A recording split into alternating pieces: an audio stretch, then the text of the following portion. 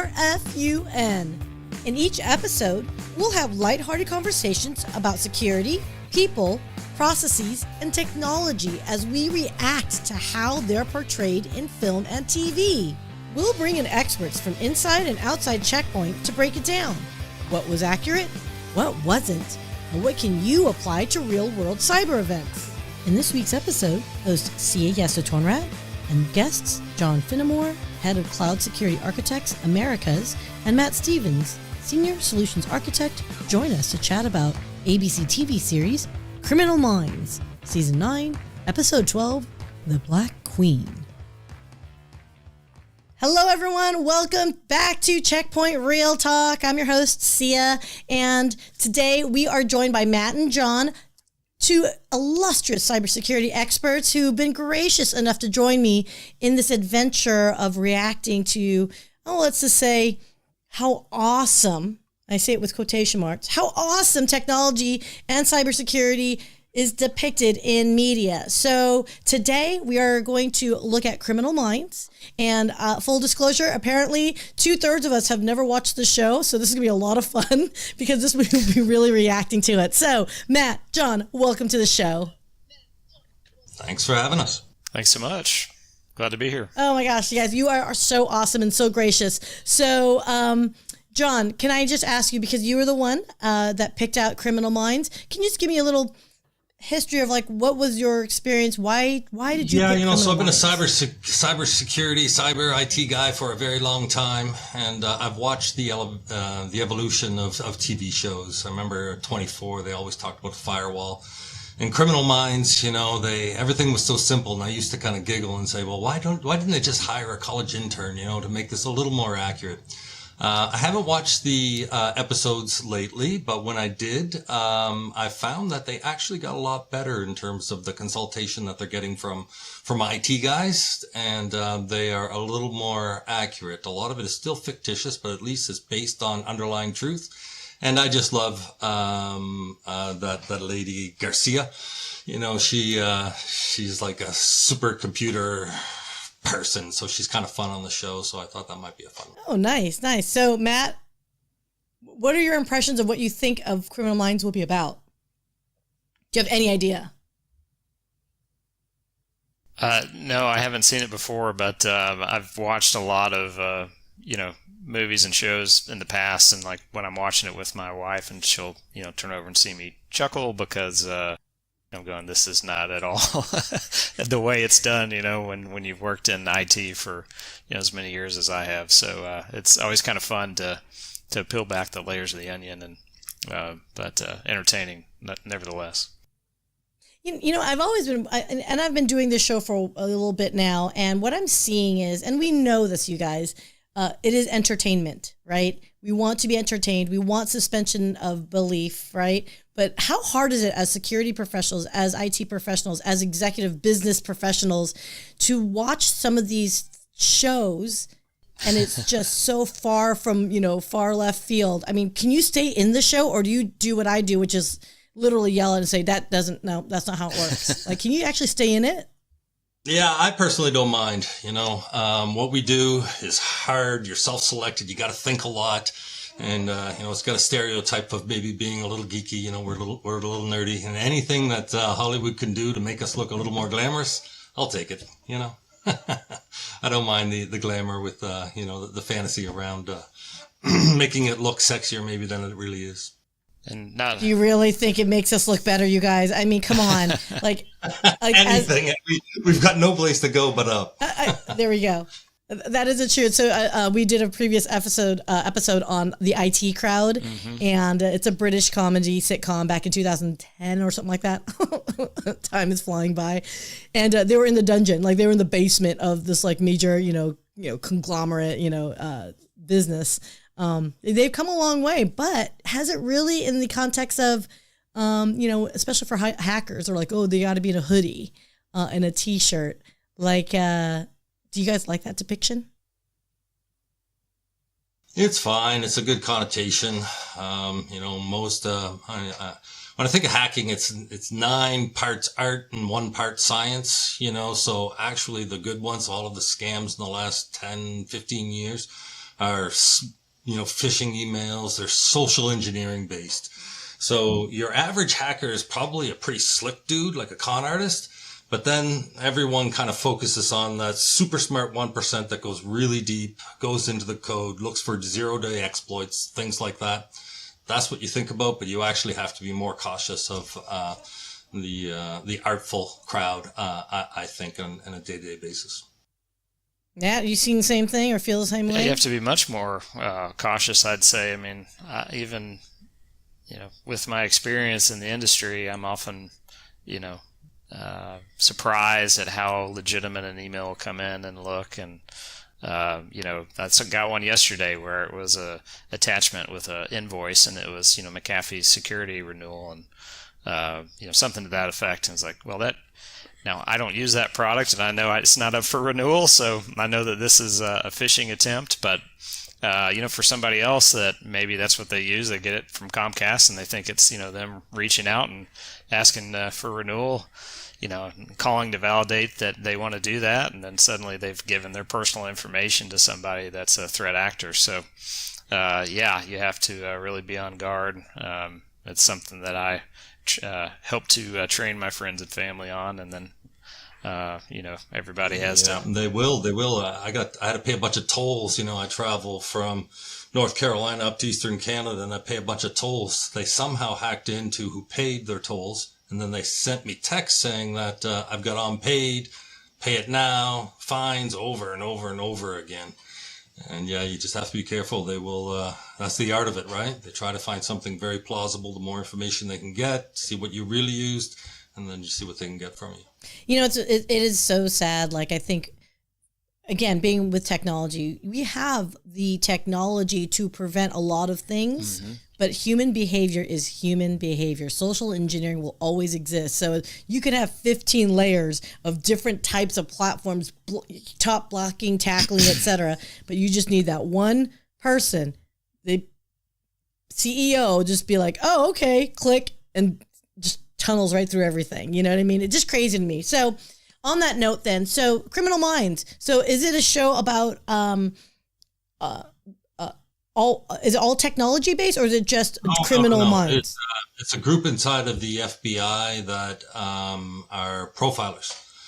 So they're a specialist team. They work on cases that they profile who the person might be, and then they have this super technical lady that goes out and does all kinds of crazy computer things. Most of it is not that real, but some of it is based on reality. It's so it's just a small flavor of the show. Okay, so this lady that you talked about, Diego, this is the story. Garcia. Oh, Garcia, sorry. Oh my God, Diego Garcia. I'm so bad. Anyway, okay. So Garcia comes on board, and this we took a couple from season 9, episode 12, and then there's another clip that we're going to use that I just thought was really kind of funny. Full disclosure, Criminal Minds is an ABC production, and they're very particular, so hopefully, knock on wood, they don't yell at me too much. But let's go ahead and let's review our first video, and I think this is where they convince Garcia to join the crew, if you will. So, are you guys ready for your first clip? Ready.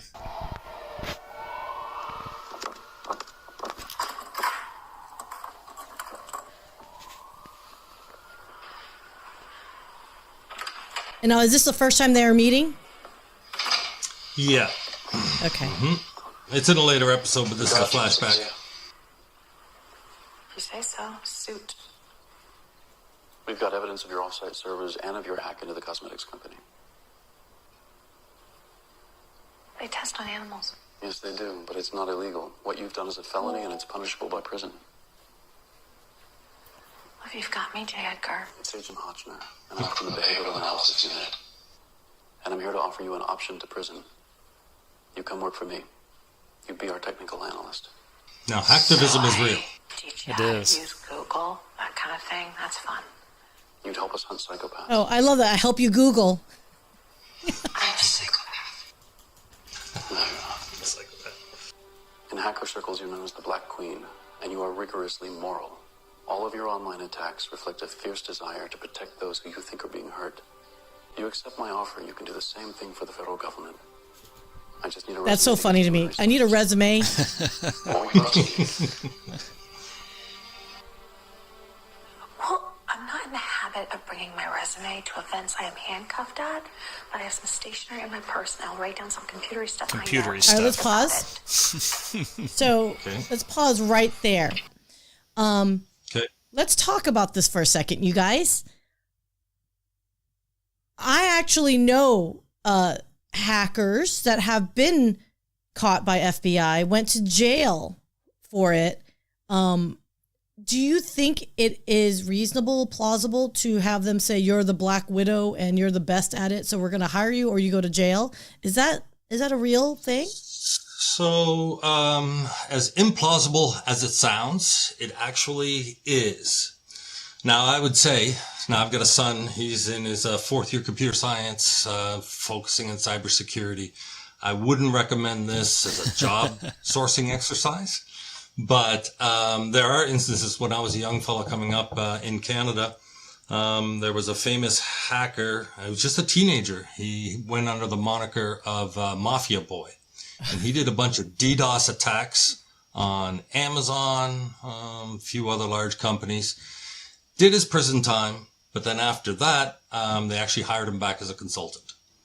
And in the U.S., another guy, very similar, maybe 10, 15 years ago, he hacked CNN, a bunch of other different news sites. After he served his sentence, he actually is now an informant and a consultant to the FBI and the Army. So it does happen, but as I say, not recommended. You're 99.59 chance of going to jail and never getting a normal job again.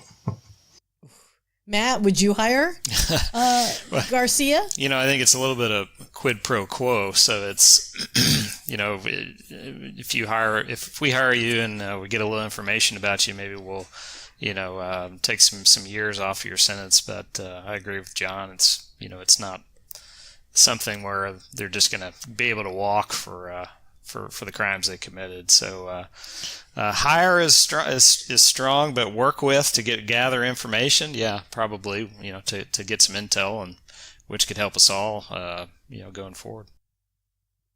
Awesome. Yeah, but to get a job in cybersecurity, there's all kinds of background checks. And if you're doing anything in the federal government, I used to have guys working for me in the federal government, and they had to do polygraphs. They call me and ask questions. They talk to their neighbors. Yeah, usually you have to be really squeaky clean. And truthfully, my friend he's had some real challenges because of that. So I don't want to go into too much detail because he actually might be a future guest. But that being said, so I just thought it was funny because I thought FBI, especially as a government entity, would have extraordinarily rigorous hiring practices. And for him to simply say, write up a resume. Like, I just thought that was so flippant. I just love that part of it. Just kind of, again, one of those moments that just threw me off saying, seriously, dude. And she said, yeah, I'll just put some computery stuff on a piece of paper and hand it to you. That was pretty funny. Yeah. Yeah, that was good. Yeah. But the first part in terms of hacker and activism is very real. There's all kinds of hacktivists out there. In the criminal one, I was doing some work back when Matt and I were at our previous company working together. Was right around the time in 2014 when everything went down with Michael Brown in Ferguson, Missouri. And, our headquarters was up there. So I was kind of in the spot.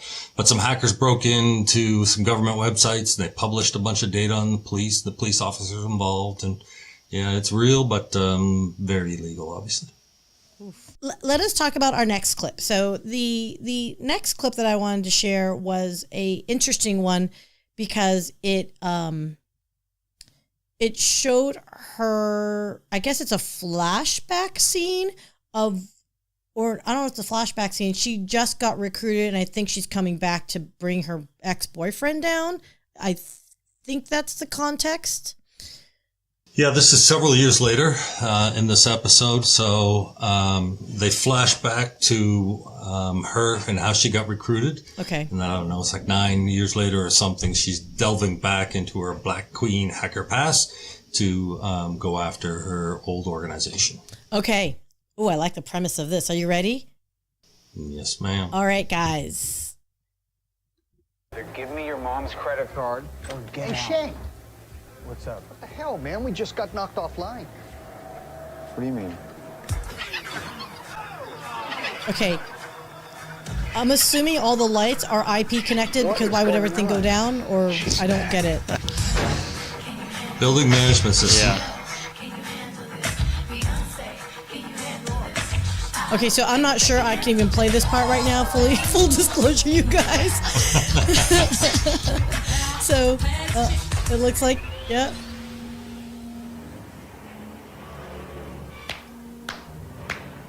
Very nice. Wow. All right, so that was short and sweet. What a way to make entrances, you guys. It was fun. Yeah, it was fun. Okay. Now, for the lay people out there, that's what we do. We walk into the office, we're jamming, we're cool. We got our own soundtrack going. I don't wear fishnets. Okay, so if you don't mind a little bit of context to this, are they hacking or are they playing games? Are this like... This was a hacker organization that she used to be involved in. It was her old boyfriend that still runs it.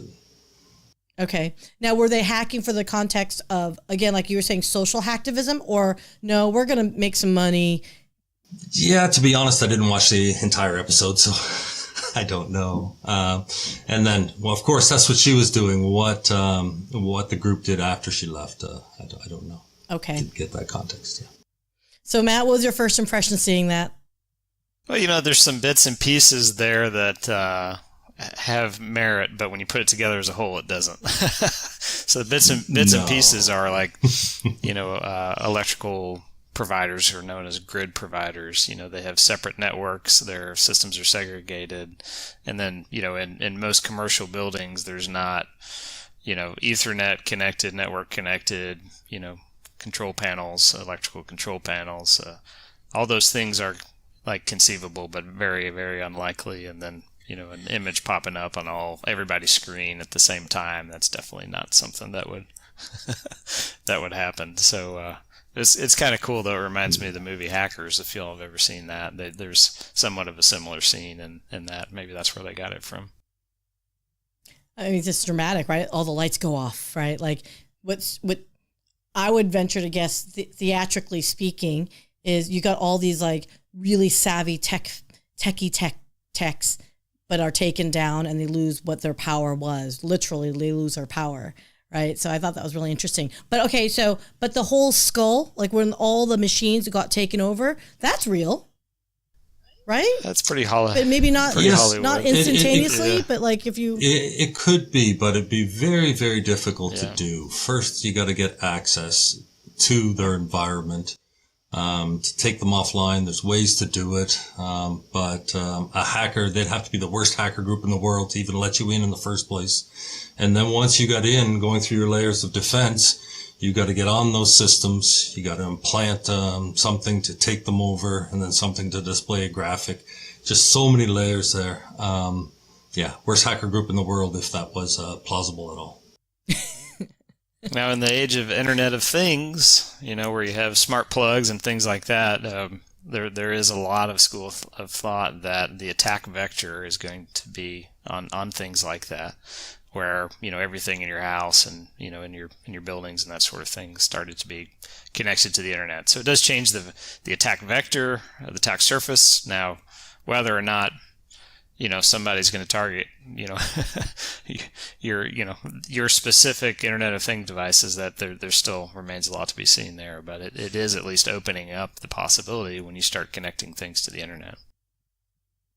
Yeah, it was good for us guys in cybersecurity, zero trust frameworks, least privilege, there's so many layers of defense, from the data to the application to physical to the perimeter, it's good for us. It's a complex world. Well, I mean, literally, like, look, it's been a few eons since I've been in your guys' world. I'm just a groupie now, so I would cheer you guys all to success. But, like, if you think of the OSI model, it's literally going through everything, right? It literally goes down from, like, the network, hardware layer all the way up to the app layer. That's why I was laughing, because to me, it was like all-encompassing, all at once, everything that we think of. You know, I was like, ooh, hey, I can recognize. I took the app down. You know what I mean? Like, so, okay. So scale of 1 to 10, guys. 1 being a great cartoon to 10 for accuracy. 1.75. I'll go with that as well, John. being the engineering computer scientist that we are. It was So entertaining, though, fractions. nevertheless. I liked it. Yeah, I liked it. Okay, so 10 for entertainment, though. There you go. Okay, Yeah, so, it was good. All right. Well, then I guess it would be like a 5 then if we average it out. I'm kidding. No. How did you like it, Syya? I liked it because it's so dramatic, right? But again, I know enough to be dangerous, and I knew this was a dramatic moment. It wasn't rooted in reality. I mean, her walking in first off with her own Beyonce soundtrack going. First off, if I tried that once as a joke with, thank goodness, a client meeting, like it was.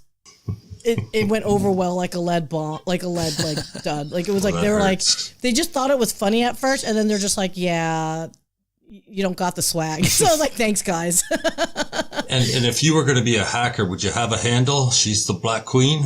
Oh, is it Black Queen? Black Widow? Yeah. Black Queen, I think. I mean, look, if you're gonna have a handle and you rock it. See your data buy. See your data buy. That's pretty good. Is that bad? That's pretty funny. We're kind of weird about that. We just need you to run some bar association records. So why doesn't she? Again, look at the guys are dressed up. I was And talking he's about in the like, analyst who was shot. That's right. is that a tie around his Know neck? who hit her? That's what we're hoping to find out. I don't know. Yes, it is. Yeah. What? Yeah, that's the privilege of being in IT is often the suits like eccentric people, so it's okay to to Look up express the name yourself. James Colby Baylor and see if it shows up anywhere in the system. I'm just pressing keys. I don't know what it's doing. The system is insane. It's completely Linux-based, open source programming. And you don't see this in government systems. I mean, outside of like Switzerland. James Colby Baylor. Right, I get it. Chap, jeez. Does that guy have no personality? Nothing. This is another guy inside of the FBI, a tech analyst, and he and Garcia actually end up becoming boyfriend and girlfriend. And this is how he starts to like her. Initials JCB. So they're both FBI people going after each other? Yeah, in this instance, they're leveraging him while she's off or something. Is there a problem? Well, this might be the coolest girl I've ever met. We've never laid eyes on her. Well, her GUI is mind-blowing. The list? Her GUI is mind-blowing. What the hell does that even mean? That's weird. Graphical user interface. No, I get that, but what does it even mean? Like, these are just browser windows he's pulling up. This isn't good. She had some custom art there. Looks like Which with AI now we'll all have some. Oh, don't get me started on AI. Hell? Oh, no, you don't. I do not have time for this. Feels like a god. No. Now, if I can ever convince my friends and family to watch this, this is what we do at work all day. It's very exciting. Play? What is she doing in there? Okay, so let's pause. You really want to know? So I have to stop that for a second because I am not technical. I'm technical concept person, but I'm not the one that would ever be at the keyboard, crank it out code or anything like that. So what I saw to me right there looked like a bunch of browsers and images, and yeah, there was some line of code popping, but would you guys be like having 40,000 browsers up like that? A, I think that would slow the machine down, and B, that's not right? Am I wrong? What? It's they're depicting a lot of things there at one time. So they're talking about Linux, so console-based, computing, which is you have to kind of know a little bit about what you're doing in order to type into that instead of using a GUI, a graphical user interface, which an interface on top of an underlying operating system. So they're kind of trying to pull at this guy's smart strings, and then suddenly he's trying to access a system and he's locked himself out, so he thinks, and then he realizes, no, actually this somebody else is in this system and they're locking me out. And that's when he's saying, not so fast. And he's trying to, counteract what he's doing. And essentially it's becoming who can get in the system fastest. And so somebody set a booby trap essentially. And when he logged in, an alarm went off, and at least this is what they're portraying. And then the person in the other character is trying to stop everything that he's doing. So that's kind of interesting. It was kind of fun. And if you rely on someone to stop the hacker, everything happens so fast. That's not real. There's no two people in a battle of wits. It's very carefully staged, planned, researched, and executed. Yeah, as much as we'd like it to be real and exciting, that's not our job. Right. It goes in stealth. It's already pre-coded, and it doesn't emerge until like sometimes if it's coded for like months later to trigger. Right? Is that like a Trojan and all that? So okay. Okay. But there have been situations, however, that, well, this is not an RDP situation, right? This is simply they're trying to like out code each other and it's popping up at the same time, but it's not, they're not in each other's machine, or are they on the same machine duking it out with each other? I think it's implied. That's what I'm trying to understand. Yeah, it's implied they're on the same Linux server with different console sessions. Yeah, and Linux is a open source Unix based. Linux is what, Matt, 70% of the servers worldwide, and certainly in a government agency, you would not be using the free open source version. You'd have a commercial version that has regular security and patch release and tested and things like that. So yeah, it should be. I can't believe that any government agency would allow someone to run open source Linux in their environment. That would be immediately fireable offense. We call that resume generating event. Resume generating, yes. So that was one point of accuracy, right? I've never thought that I would see Linux, right? That's one point of accuracy. Absolutely. That was accurate. Yeah. So someone knew a little bit about IT and kind of threw that in there. I don't even believe Switzerland would do that, but I think they just insulted an entire country, or unless they're like referencing CERN, maybe it's like, what else is going on in Switzerland? Could be. I don't know. Hey, CERN, want to hit me up? I'm just kidding. Don't hit me up. But all right. So I digress. Though, but let's continue on in this scene because it does crack me up a little bit. And there's hope. Look how casual they all look, and she's the one that's hustling like a like. No. Really? You are not seriously trying to backhack me. Oh, nicely played. Okay. Now, this is just way too easy. That's right. Chase me. My 5 minutes skills. So is this guy also another person? Like, or they bring him in? Oh, here we go. He gets a more regular spot on the show as it goes along. Does it? Okay. Here we go with all the other screens in the room. Did you notice that? Yeah. Those are all the cases I flagged. Okay. Everybody take a copy. We need to see if any of the agents overlap in all other cases.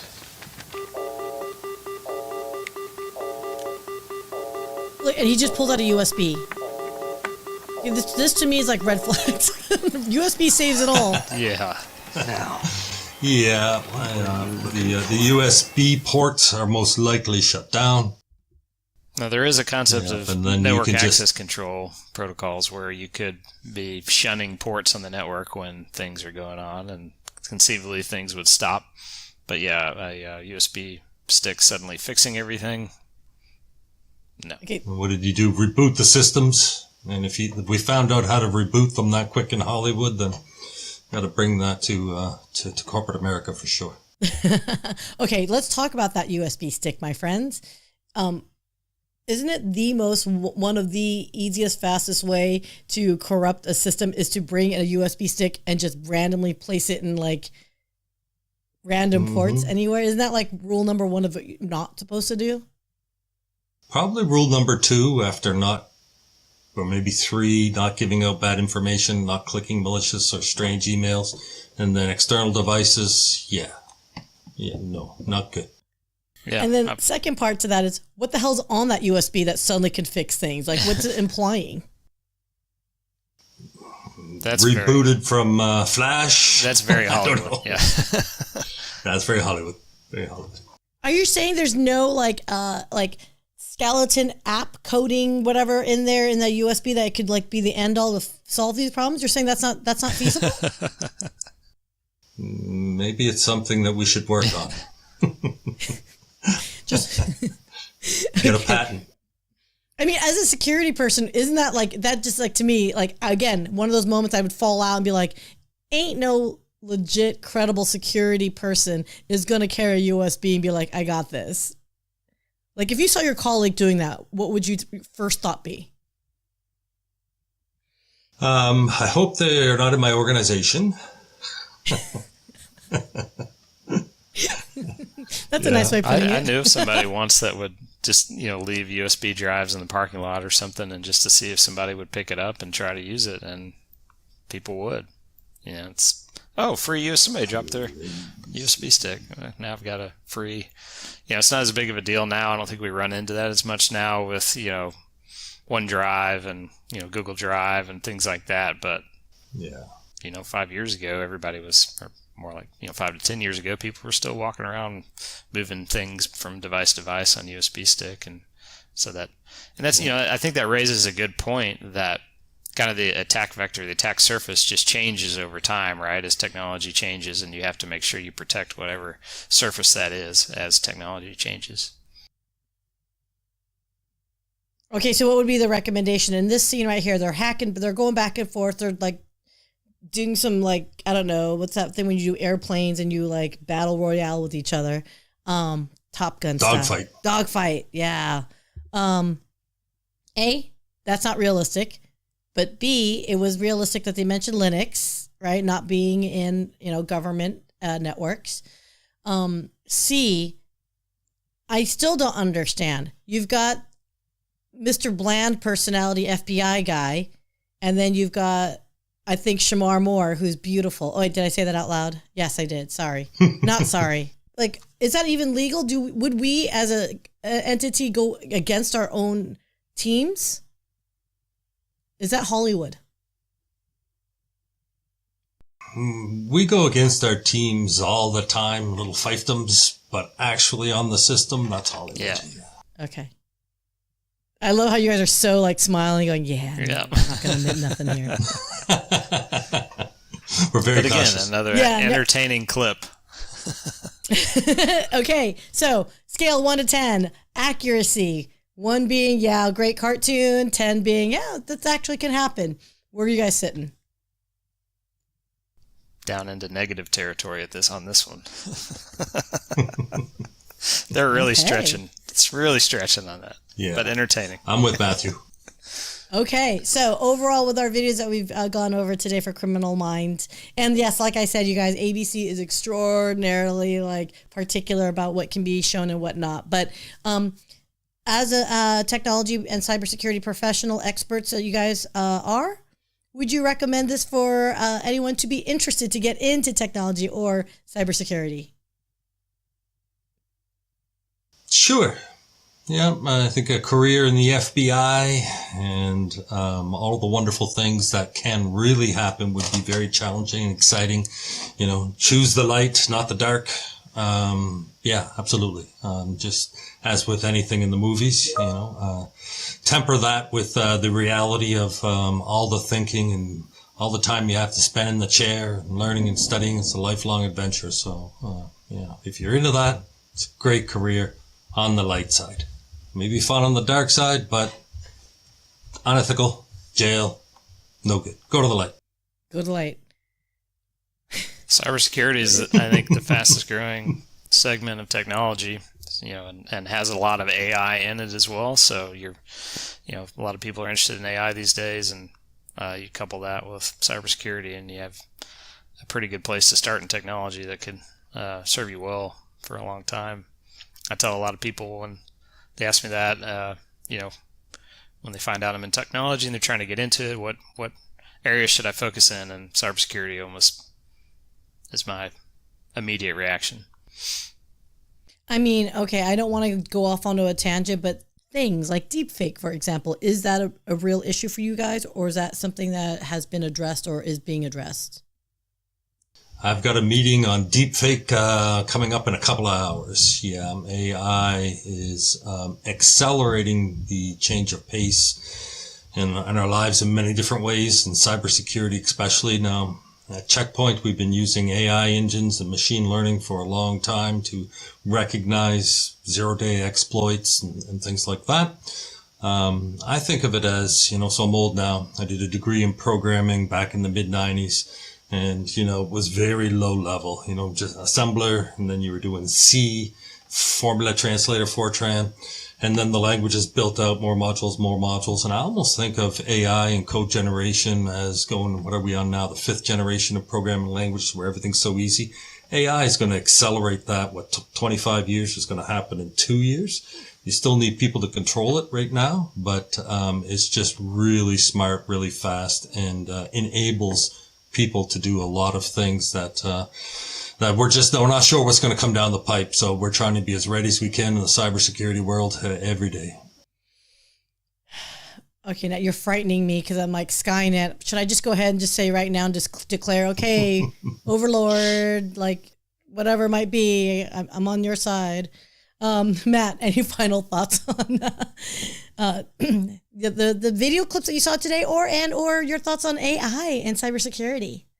The clips were fun. I mean, again, it's Hollywood technology, but it's neat to see it evolve, and to see Hollywood influence technology influence Hollywood, and keep it relevant and interesting, and so it's something that gives you a chuckle for sure. And then when you peel back the layers of the onion and you analyze it, hadn't done this before in this type of format. It's been a lot of fun. Oh, well, thank you. And thank you guys. It's been such a pleasure chatting with you. And of course, if anyone wants to get a hold of you, obviously we can always, just comment, you guys. Let us know what you think. Is this the idea of the future that we've always envisioned? Is it depicted on media? Is it our potential future? Or is it something where, hey, let's bring it back to reality of what really is occurring, so we're not, scaring the population? So would love your comments. Please like, share, subscribe as always. And John, Matt, thank you so much for joining us on Checkpoint Real Talk, guys. We'll see you until the next time. Thank you. It was fun. Yeah. That's a wrap on today's episode of Checkpoint Real Talk. If you like this video, hit that subscribe button and some of those other buttons to show us your appreciation. And if you want to learn more or have any questions, please let us know in the comments. We'll see you next time for another episode of Checkpoint Real Talk.